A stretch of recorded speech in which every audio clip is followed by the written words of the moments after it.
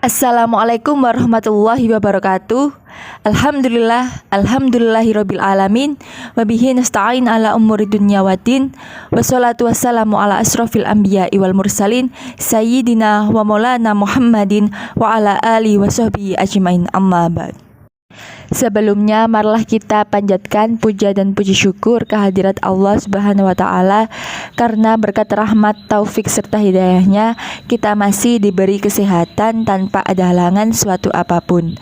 Dan tak lupa sholawat serta salam kita haturkan kepada junjungan kita Nabi besar Muhammad Sallallahu Alaihi Wasallam, karena beliaulah yang telah menuntun kita dari jalan kegelapan menuju jalan terang benderang, yakni melalui ajaran ad-dinul Islam wal iman. Perkenalkan, nama saya Nabila Ika Ariyanti, NIM 190531010, jurusan Ekonomi Syariah semester 3, Fakultas Agama Islam, Universitas Islam Darul Ulum Lamongan. Di sini saya akan membahas dan menjelaskan mengenai ringkasan materi-materi mata kuliah Pendidikan Agama 3 Aswaja. Materi yang pertama yaitu firqah dalam Islam. Dalam sejarah Islam telah tercatat adanya firqah-firqah dalam Islam atau golongan di lingkungan umat Islam yang antara satu sama lain bertentangan pahamnya secara tajam, yang sulit untuk diperdamaikan apalagi untuk dipersatukan. Ada 7 macam firqah yang berpengaruh. Yang pertama, Syiah. Syiah adalah kaum yang berlebih-lebihan memuja Sayyidina Ali. Mereka tidak mengakui khalifah-khalifah Abu Bakar, Umar, dan Utsman. Dan kaum Syiah terpecah menjadi 22 aliran. Yang kedua, Khawarij. Khawarij yaitu kaum yang berlebihan membenci Sayyidina Ali, bahkan ada di antaranya yang mengkafirkan Sayyidina Ali. Firqah ini berfatwa bahwa orang-orang yang membuat dosa-dosa besar menjadi kafir, dan kemudian menjadi 22 aliran. Yang ketiga, Mu'tazilah. Mu'tazilah yaitu kaum yang berpaham Tuhan tidak mempunyai sifat bahwa manusia membuat pekerjaannya sendiri, bahwa Tuhan tidak bisa dilihat dengan mata dalam surga, bahwa orang yang mengerjakan dosa besar diletakkan di antara 2 tempat, dan Mi'raj Nabi Muhammad hanya dengan ruh saja, dan lain-lain. Kaum Mu'tazilah terpecah menjadi 20 aliran. Yang keempat, Murji'ah, yaitu kaum yang memfatwakan bahwa membuat maksiat tidak memberi mudarat kalau sudah beriman, sebagai keadaan membuat kebajikan tidak memberi manfaat kalau kafir. Kaum Murji'ah terbagi menjadi 5 aliran. Yang kelima, kaum Najariyah, yaitu kaum yang memfatwakan bahwa perbuatan manusia adalah makhluk, yakni dijadikan Tuhan, tetapi mereka berpendapat bahwa sifat Tuhan tidak ada. Kaum Najariyah terpecah menjadi 3 aliran. Yang keenam, kaum Jabariyah, yaitu kaum yang menfatwakan bahwa manusia bajbur, artinya berdaya apa-apa, kasab atau usaba tidak ada sama sekali. Kaum ini hanya 1 aliran. Yang ketujuh, Musabbibah, yaitu kaum yang memfatwakan bahwa ada keserupaan Tuhan dengan manusia, umpamanya bertangan, berkaki, duduk di kursi, naik tangga, turun tangga, dan lain-lain. Kaum ini hanya 1 aliran saja. Selanjutnya, materi yang kedua yaitu mengenal Nahdlatul Ulama atau NU. Nahdlatul Ulama yaitu kebangkitan ulama atau kebangkitan cendekiawan Islam. Disingkat NU adalah sebuah organisasi Islam terbesar di Indonesia yang berdiri pada tanggal 31 Januari 1926, bergerak di bidang pendidikan, sosial, dan ekonomi. Sedangkan tujuan organisasi NU adalah menegakkan ajaran Islam menurut paham Ahlus Sunnah wal Jamaah di tengah-tengah kehidupan masyarakat di dalam wadah Negara Kesatuan Republik Indonesia atau NKRI. Organisasi NU menganut paham Ahlus Sunnah wal Jamaah, yang berarti sebuah pola pikir yang mengambil jalan tengah antara ekstrim akli dengan kaum ekstrim nakli. Karena itu, sumber pemikiran bagi NU tidak hanya Al-Quran, Sunnah, tetapi juga menggunakan kemampuan akal ditambah dengan realitas empirik. Cara berpikir semacam itu dirujuk dari pemikiran terdahulu seperti Abu Hasan al-Asy'ari dan Abu Mansyur al-Maturidi dalam bidang teologi. Kemudian dalam bidang fikih mengikuti satu mazhab, yaitu mazhab Syafi'i, dan dalam bidang tasyawuf mengembangkan metode Al-Ghazali dan Junaid al-Baghdadi yang mengintegrasikan antara tasawuf dan syariat. Ada 5 macam struktur organisasi yang ada di dalam NU. Yang pertama PB, pengurus besar tingkat pusat. Yang kedua PW, pengurus wilayah tingkat provinsi. Yang ketiga pengurus cabang tingkat kabupaten kota atau pengurus cabang istimewa untuk kepengurusan di luar negeri. Yang keempat pengurus majelis wakil cabang atau MWC di tingkat kecamatan. Yang kelima pengurus ranting di tingkat desa atau kelurahan.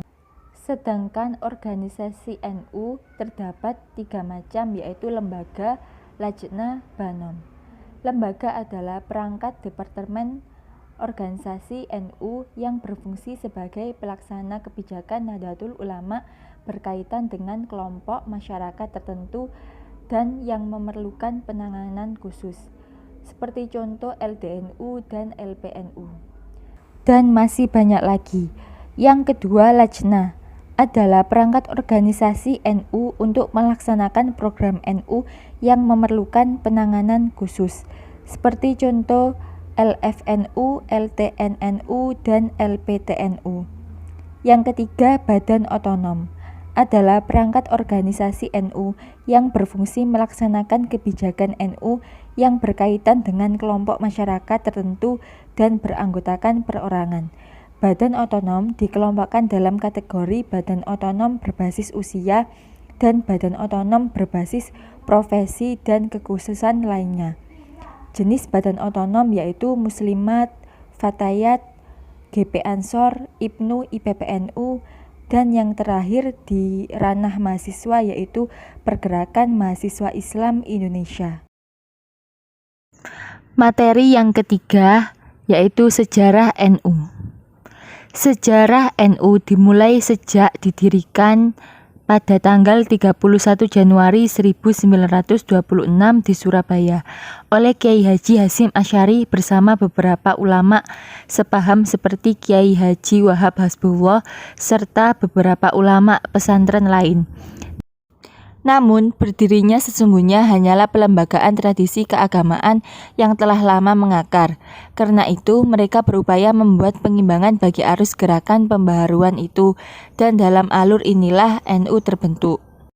Pada abad ke-20 terjadi perlawanan terhadap penjajah yang bergeser dari perjuangan bersenjata menjadi pergerakan nasional.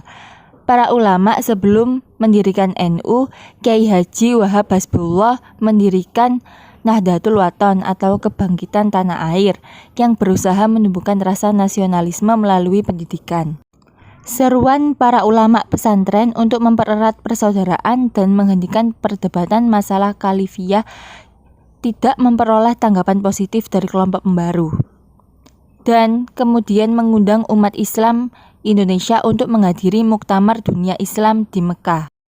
Tokoh-tokoh pendiri NU adalah Kiai Haji Hasyim Asy'ari, Kiai Haji Bisri Samsuri, Kiai Haji Abdullah Wahab Kasbullah, Kiai Haji Abdul Kamid Faqih, Kiai Haji Ridwan Abdullah, Kiai Haji Abdul Halim, Kiai Haji Mas Alwi bin Abdul Aziz, Kiai Haji Masyum, Kiai Haji Adaklan Akhzad, Kiai Haji Nakrawi Tahir, Kiai Haji R. Asnawi, Syekh Ganaim, dan Kiai Haji Abdullah Ubaid.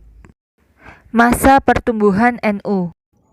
Sejak pembentukannya, Nahdlatul Ulama mampu membatasi penyebaran pikiran-pikiran Islam modern ke desa-desa di Jawa yang sejak akhir tahun 1920 tercapai ketika kaum Islam modern memusatkan misinya di lingkungan perkotaan, sedangkan Nahdlatul Ulama cukup puas menarik pengikutnya terutama mereka yang berasal dari daerah pedesaan.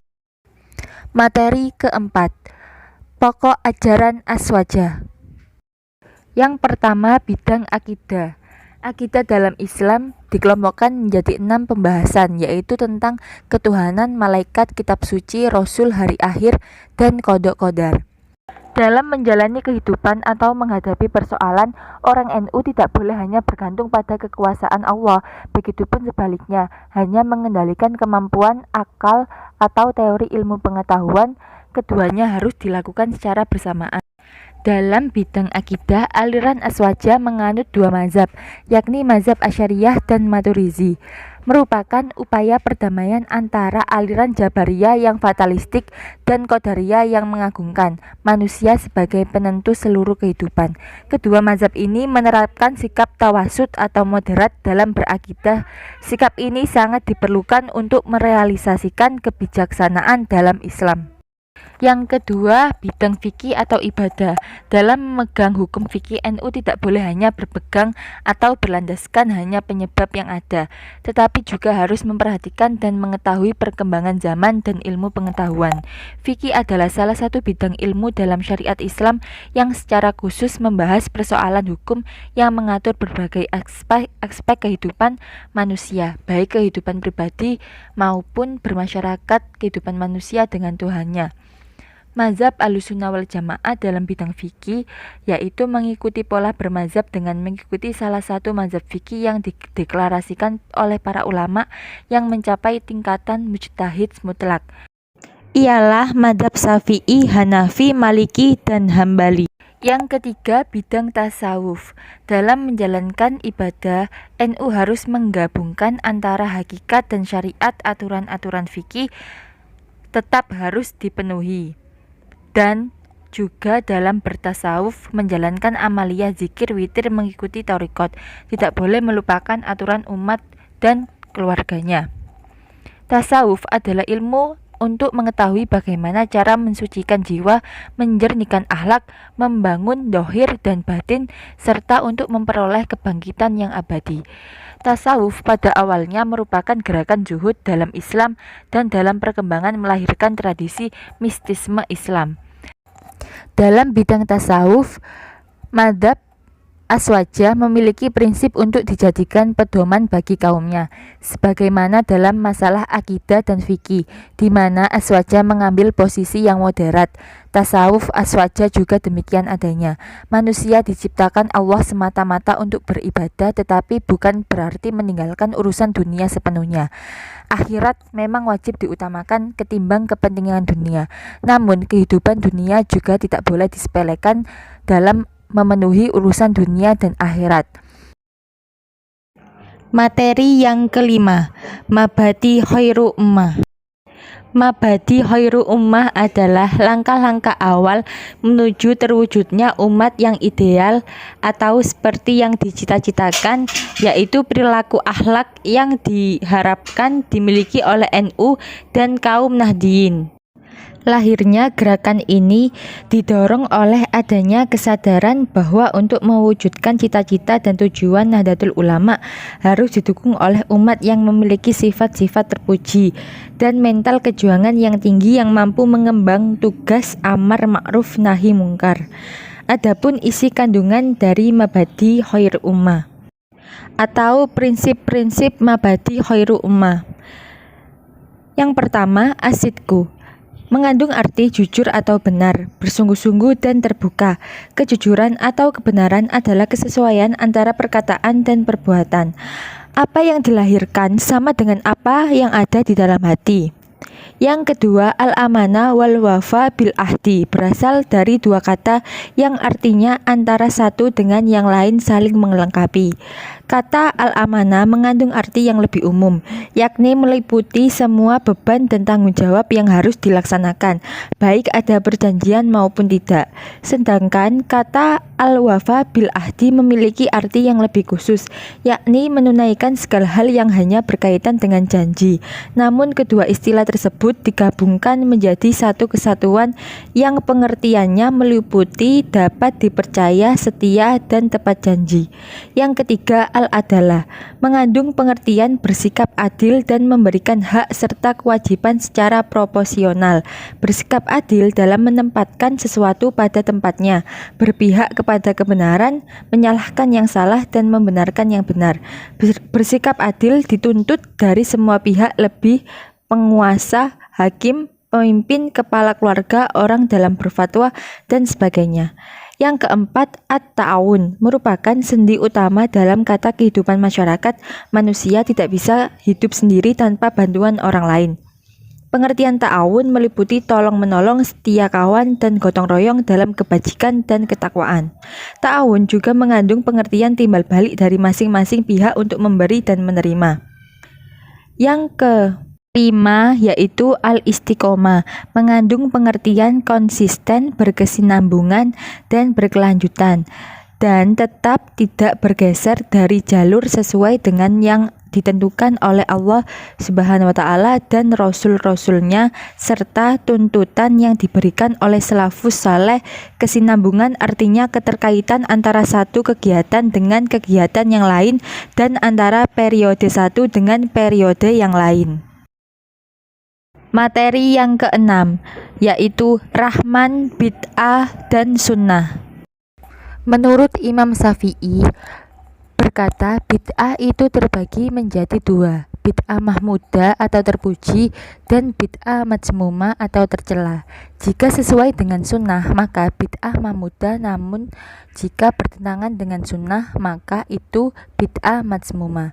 Disebutkan oleh Abu Nuaim dengan maknanya dari jalur riwayat Ibrahim bin al-Junaidi dari Imam Syafi'i disebutkan kriteria pembagian bid'ah mahmudah dan mazmumah. Perkara yang dibuat-buat bertentangan dengan Al-Quran atau sunnah atau atsar atau ijma' maka itu bid'ah dalalah atau bid'ah sesat. Dan perkara yang dibuat-buat dari kebaikan tidak bertentangan dengan Al-Quran, sunnah, atsar, dan ijma' maka itu bid'ah ghair mazmumah atau bid'ah tidak tercela. Selanjutnya, menurut Ibnu Abdul Salam, bid'ah adalah suatu pekerjaan yang tidak dikenal di zaman Rasulullah.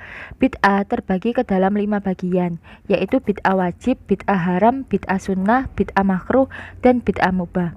Yang pertama, bid'ah wajib, di mana isinya tentang kaidah-kaidah kewajiban bid'ah. Contohnya, belajar ilmu nahwu untuk tujuan memahami Al-Quran dan hadis. Yang kedua, bid'ah haram, di mana isinya tentang kaidah-kaidah keharaman bid'ah. Contohnya, golongan Qadariyah, Jabariyah, Murji'ah, dan Mujasimah. Yang ketiga, bid'ah sunnah, di mana isinya tentang kaidah-kaidah kesunahan bid'ah. Contohnya, memperbarui pesantren dan madrasah. Yang keempat, bid'ah mubah, di mana isinya tentang kaidah-kaidah kebolehan bid'ah. Contohnya, bersalam-salaman. Yang kelima, bid'ah makruh, di mana isinya tentang kaidah-kaidah kemakruhan dalam bid'ah. Contohnya, hiasan pada masjid-masjid, hiasan pada mushaf Al-Quran. Selanjutnya, menurut Ibnu Taimiyah dan Syekh Ibnu Abdul Al-Wahhab, tentang bid'ah terbagi menjadi dua, yaitu bid'ah baik dan bid'ah buruk. Bid'ah baik adalah yang perilakunya dilakukan sesuai dengan anjuran Nabi Muhammad dan tidak menyimpang dari syariat Islam. Sedangkan bid'ah buruk adalah bid'ah yang perilakunya tidak dilakukan sesuai dengan anjuran Nabi Muhammad dan menyimpang dari syariat Islam. Materi ketujuh, Gerakan Islam Transnasional. Yang pertama, Hizbut Tahrir adalah organisasi politik pan-islamis yang menganggap ideologinya sebagai ideologi Islam, yang tujuannya membentuk khilafah Islam atau negara Islam. Kekhilafahan baru akan menyatukan komunitas muslim dalam negara Islam kesatuan atau bukan federal dari negara-negara mayoritas muslim. Yang kedua, Ikhwanul Muslimin adalah salah satu jamaah dari umat Islam mengajak dan menuntut ditegakkannya syariat Islam, bekerja dengannya dan untuknya, keyakinan yang bersih menghujam dalam sanubari, pemahaman yang benar yang merasuk dalam akal dan fikrah, syariah yang mengatur al-jawari dan perilaku dan politik. Jadi, secara umum, Ikhwanul Muslimin cukup banyak memberikan inspirasi pada organisasi-organisasi di Indonesia. Namun, tidak jelas mana yang benar berhubungan secara resmi dengan Ikhwanul Muslimin di Mesir.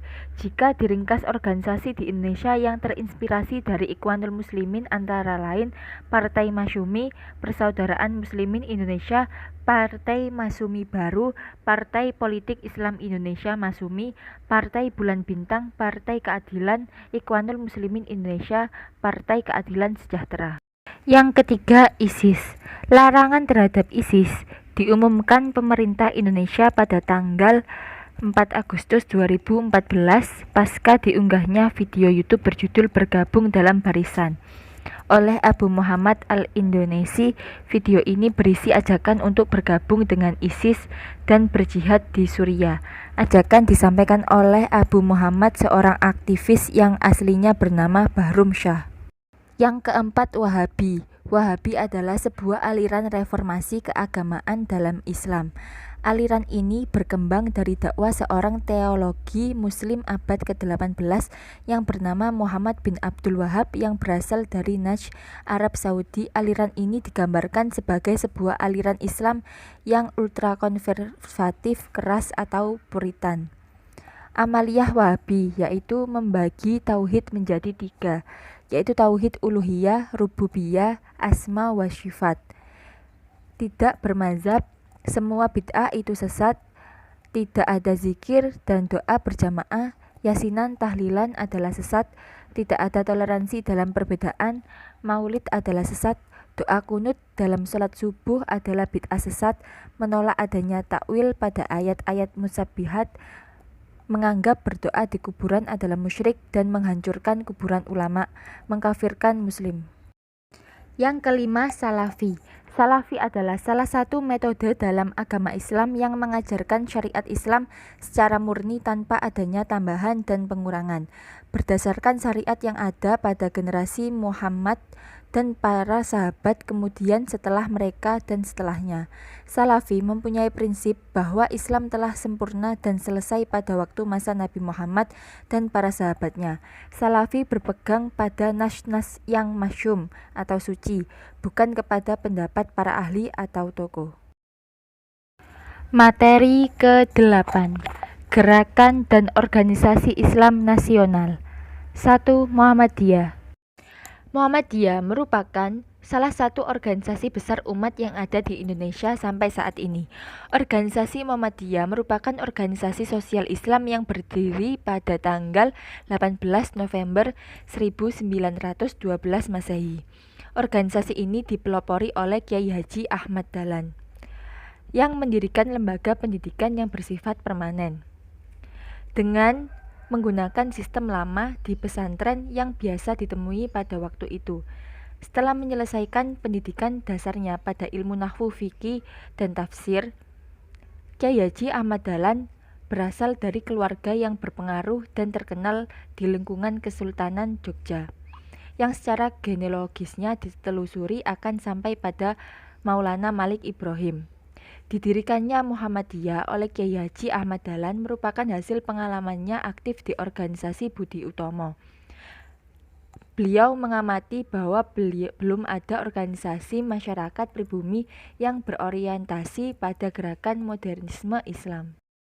Yang kedua, Nahdlatul Ulama atau Kebangkitan Ulama, didirikan pada tanggal 26 Januari 1926 di Surabaya atas prakarsa Kiai Haji Hasyim Asy'ari dan Kiai Haji Abdul Wahab Hasbullah. Disingkat NU karena di samping itu dibantu oleh Kiai Haji Wahab Hasbullah dalam mendirikannya Kiai Hasyim Asy'ari, juga dibantu oleh ulama-ulama lain. Pada tanggal 31 Januari 1926 bertepatan dengan tanggal 16 Rajab, Komite Hejaz mengadakan rapat di rumah Kiai Haji Abdul Wahab Hasbullah yang dihadiri oleh ulama-ulama terkemuka. Pertemuan tersebut membicarakan perkembangan dunia Islam mutakhir hingga memikirkan langkah bersama untuk mempertahankan kepentingan masyarakat Islam pesantren. Mereka kemudian memutuskan Kiai Haji Asnawi sebagai utusan para ulama untuk menghadiri Muktamar Dunia Islam di Mekah. Rapat juga memutuskan untuk sepakat mendirikan organisasi yang diberi nama Nahdlatul Ulama. Yang ketiga, Persatuan Islam atau PERSIS merupakan salah satu organisasi Islam yang tumbuh dan berkembang di Indonesia. PERSIS didirikan di Bandung pada tanggal 17 September 1923 oleh seorang ulama asal Palembang, yaitu Kiai Haji Zamzan. Ketika menuntut ilmu di Mekah, ia berkenalan dengan pemikiran Wahabi, Muhammad Abduh, serta Rasyid Ridho. Tokoh utama Persatuan Islam adalah Ahmad Hasan. Yang lahir dan besar di Singapura, Ahmad Hasan sejak remaja sudah mengenal gagasan pembaharuan yang disebarkan majalah Al-Iman. Satu lagi organisasi yang menyatakan secara tegas sebagai penerus gerakan pembaharuan Muhammad Abduh dan Rasyid Ridho adalah Persatuan Islam yang disingkat PERSIS. Dan kemudian Ahmad Hasan menulis banyak artikel mengenai pentingnya umat Islam kembali kepada ajaran Al-Quran dan hadis. Kemudian Ahmad Hasan yang dikenal sebagai seorang yang keras dan konsisten, maka tak heran jika PERSIS berdiri dan berkembang dengan prinsip keras, konsisten, dan tidak ada kompromi. PERSIS memiliki cita-cita yang sama dengan Muhammadiyah, tetapi metode keduanya berbeda. Muhammadiyah lebih condong pada pendekatan sosial seperti sekolah, fasilitas umum, dan sebagainya, sedangkan PERSIS lebih kepada dakwah dan penyebaran agama langsung seperti media massa, media sosial, dan sebagainya. Yang keempat, Hizbut Tahrir Indonesia atau HTI. Menurut Wiranto, HTI sebagai ormas berbadan hukum tidak melaksanakan peran positif untuk mengambil bagian dalam proses pembangunan untuk mencapai tujuan nasional. Kegiatan HTI terindikasi kuat bertentangan dengan tujuan asas dan ciri berdasarkan teologi negara. Kemudian, Hizbut Tahrir merupakan organisasi politik yang berideologi Islam berskala internasional.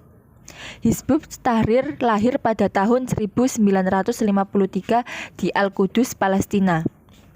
Disebutkan gerakan Hizbut Tahrir menitik beratkan pada perjuangan membangkitkan umat di seluruh dunia untuk mengembalikan kehidupan Islam melalui tegaknya kembali khilafah Islamiyah. Gerakan ini dipelopori oleh Syekh Taqiyuddin An-Nabhani, seorang ulama alumni Al-Azhar Mesir dan pernah menjadi hakim di Mahkamah Syariah di Palestina. Yang kelima, Front Pembela Islam atau FPI adalah sebuah organisasi massa Indonesia yang mengusung pandangan Islamisme konservatif. FPI memiliki basis massa yang signifikan dan menjadi motor di balik beberapa aksi pergerakan Islam di Indonesia, seperti aksi 2 Desember pada tahun 2016. FPI dideklarasikan pada tanggal 17 Agustus 1998 di Jakarta. Organisasi ini hanya 4 bulan setelah Presiden Soeharto mundur dari jabatannya, karena pada saat pemerintah Orde Baru, Presiden tidak mentoleransi tindakan ekstremis dalam bentuk apapun. FPI pun berdiri dengan tujuan untuk menegakkan hukum Islam di negara sekuler. Materi ke-9, isu-isu kontemporer. 1. Islam rahmatan lil alamin. Islam merupakan agama rahmatan lil alamin, yaitu agama yang merupakan bentuk rahmat dan rasa kasih sayang Allah kepada seluruh alam semesta. Rahmat tersebut merupakan milik Allah dan diturunkan melalui Islam. Memahami konsep Islam rahmatan lil alamin sebagai konsep dasar dalam agama Islam tersebut akan menambah pengetahuan sekaligus beberapa manfaat. Antara lain kembalinya keindahan Islam yang sudah lama meredup. Hal ini dijelaskan oleh Kiai Haji Misbahul Munir atau Kiai Misbah mengenai Nabi Muhammad SAW yang dahulu telah diutus ke dunia ini untuk menjadi rahmat bagi alam. Dia menjelaskan bahwa hal tersebut dapat menjadi sebagai bentuk kasih sayang Allah. Rasulullah itu diutus ke dunia, misinya adalah rahmat, sehingga dikatakan tidak aku utus engkau Muhammad kecuali misinya sebagai rahmat, bentuk kasih sayang Allah kepada semesta alam, ucap Kiai Haji Misbah. 2. Islam liberal. Menurut Charles Kurzman, muncul sekitar abad ke-18 saat kerajaan Turki Utsmani, dinasti Safawi, dan dinasti Mughal tengah berada di gerbang keruntuhan. Pada saat itu tampilan para ulama untuk mengadakan gerakan pemurnian kembali kepada Al-Quran dan Sunnah. Pada saat ini muncullah cikal bakal paham liberal. Awal muncul Syahwaliyah. Menurut Islam harus mengikuti adat lokal suatu tempat sesuai dengan kebutuhan penduduknya. Hal ini juga terjadi di kalangan Syiah. Aka Muhammad bin Bihani mulai berani mendobrak pintu ijtihad dan membukanya lebar-lebar. 3. Islam Nusantara atau model Islam Indonesia adalah suatu wujud empiris Islam yang dikembangkan di Nusantara pada abad ke-16 sebagai hasil interaksi, kontekstualisasi, dan vernakularisasi terhadap ajaran dan nilai-nilai Islam yang universal, yang sesuai dengan realitas sosio-kultural Indonesia. Istilah ini secara perdana resmi diperkenalkan dan digagalkan oleh organisasi Islam Nahdlatul Ulama pada tahun 2015 sebagai bentuk penafsiran alternatif masyarakat Islam global yang selama ini didominasi perspektif Arab dan Timur Tengah, misalnya Wahabisme dari Saudi. Islam Nusantara didefinisikan sebagai penafsiran Islam yang mempertimbangkan budaya dan adat istiadat lokal di Indonesia dalam merumuskan fikihnya. Pada Juni 2015, Presiden Joko Widodo telah secara terbuka memberikan dukungan kepada Islam Nusantara yang merupakan bentuk Islam yang moderat dan anggap cocok dengan nilai budaya Indonesia. 4. Islam radikal. Kata radikal yang dimulai dengan nama agama, misalnya Islam radikal, lazim digunakan untuk mengacu kepada kelompok beragama dengan ekspresi tertentu. Menurut Kepala Biro Hubungan Masyarakat, Data dan Informasi Sekretariat Jenderal Kementerian Agama Republik Indonesia, yaitu Masuki, istilah radikal berasal dari kata rajid yang berarti mendalam atau mengakar. Pada makna tersebut, menurut dia memiliki citra positif. Namun, ketika kata itu dikaitkan dengan agama, memiliki makna yang positif dan negatif. Beragam secara radis atau radikal yang berarti mengakar, mendalam, menjiwai. Lanjutnya, itu sangat baik dalam beragama. Bahkan sangat dianjurkan orang yang radikal dalam menghafal hadis, memahami agama secara mendalam, itu bagus sekali.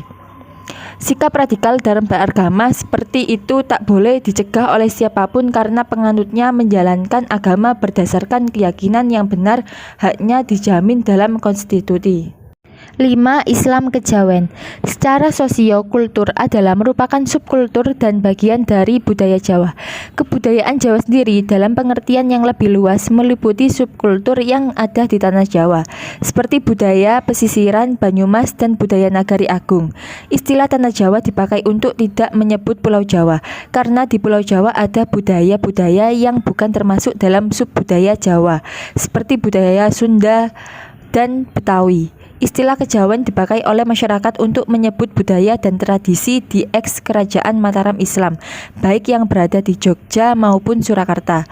Dari kedua wilayah ini, maka kemudian tradisi kejawen berkembang.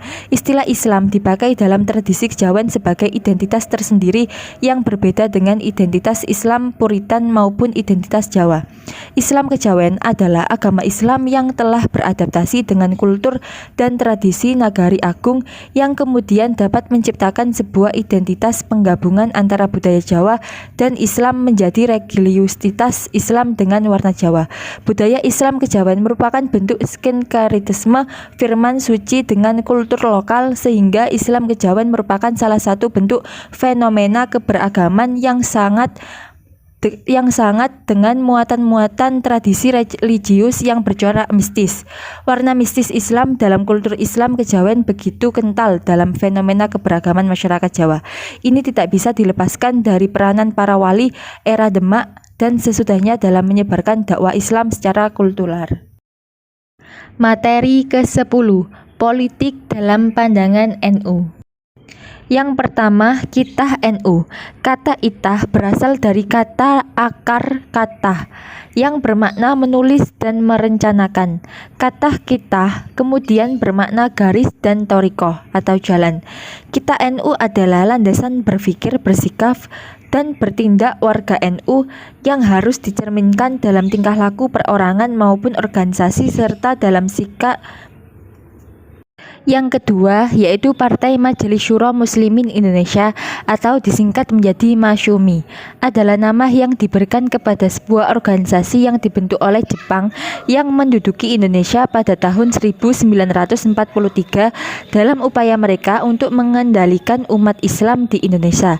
Tidak lama setelah proklamasi kemerdekaan Indonesia pada tanggal 7 November 1945, sebuah organisasi baru bernama Masyumi terbentuk. Dalam waktu kurang dari setahun, partai ini menjadi partai politik terbesar di Indonesia. Masyumi termasuk dalam kategori organisasi Islam sama seperti Nahdlatul Ulama dan Muhammadiyah. Selama periode demokrasi liberal, para anggota Masyumi duduk di Dewan Perwakilan Rakyat dan beberapa anggota dari partai ini terpilih sebagai Perdana Menteri Indonesia seperti Muhammad Natsir dan Burhanuddin Harahap. Yang ketiga yaitu Partai Politik Nahdlatul Ulama. Dalam pencaturan politik Indonesia pada masa demokrasi terpimpin tahun 1959 sampai 1965.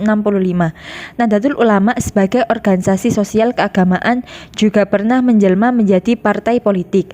Dalam menentukan kebijakan politiknya, NU selalu mempertimbangkan kemanfaatan. Penelitian ini bertujuan untuk mengkaji tentang faktor-faktor yang melatar belakangi NU mendukung sistem demokrasi terpimpin pada masa itu, serta bagaimana peran NU pada masa demokrasi terpimpin. Yang keempat yaitu Partai Kebangkitan Bangsa atau PKB, adalah sebuah partai politik berideologi konservatisme di Indonesia. Partai ini didirikan di Jakarta pada tanggal 23 Juli 1998 yang dideklarasikan oleh para kiai-kiai NU seperti Munasir Ali, Ilyas Rukiyat, Abdurrahman Wahid, Ahmad Mustafa Bisri, dan Ahmad Mutid Muzaidi. Demikianlah tadi ringkasan materi-materi yang ada pada pendidikan agama 3 Aswaja. Dan marilah kita akhiri dengan membaca Subhanaka Rabbika Rabbil Izzati Amma Yasifun Wassalamun alal mursalin walhamdulillahi Rabbil Alamin. Dan apabila ada kekurangan atau kesalahan kata dalam penyampaian materi, saya mohon maaf yang sebesar-besarnya. Dan saya akhiri wabillahi taufiq wal hidayah waridha wal inayah. Assalamualaikum warahmatullahi wabarakatuh.